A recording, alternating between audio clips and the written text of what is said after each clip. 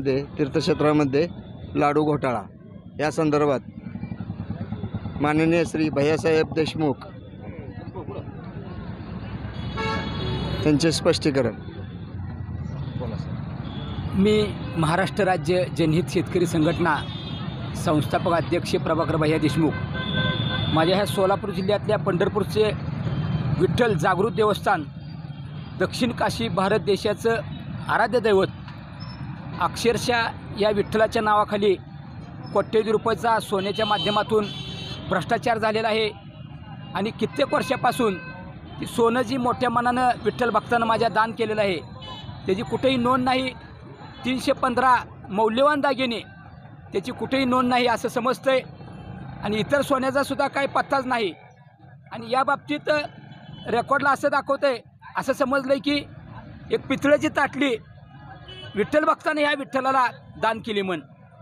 अहो, माझा विठ्ठल भक्त हा गरीब आहे, भारत देशाच्या कानाकोपऱ्यातनं येणारा शेतकरी आहे, शेतमजूर आहे, कामगार आहे, दीनदलित आहे, वंचित आहे, निराधार आहे।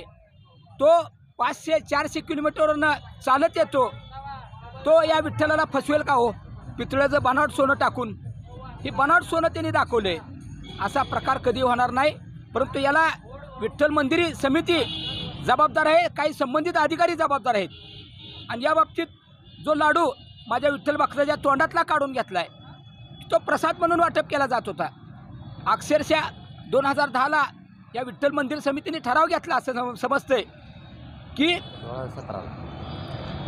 2010ला ठराव घेतला होता की बाहेर आउटसोर्सिंगनं लाडू हे करण्यापेक्षा विठ्ठल मंदिर समितीनंच लाडू पुरवठा करायचा।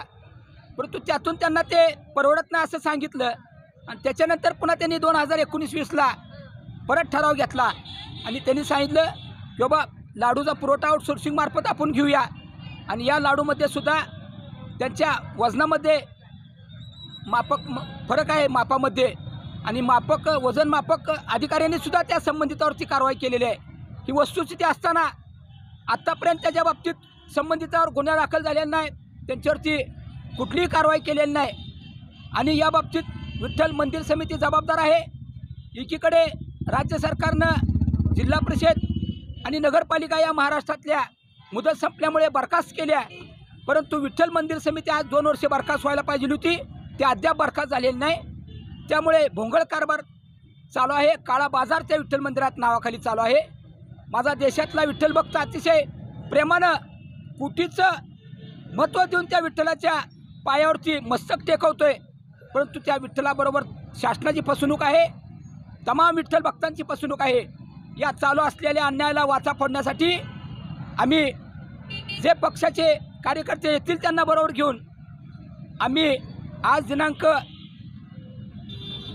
1/1/2024 नूतन वर्ष, नूतन घडामोडी आणि ह्या भ्रष्ट ह्यांना हद्दपार करण्यासाठी 1 तारखेपासून आज आम्ही छत्रपती शिवाजी महाराजांच्या पुतळ्याजवळ त्यांच्या साक्षीनं, विठ्ठलाच्या साक्षीनं बेमुदत धरणे आंदोलन चालू केलेलं आहे।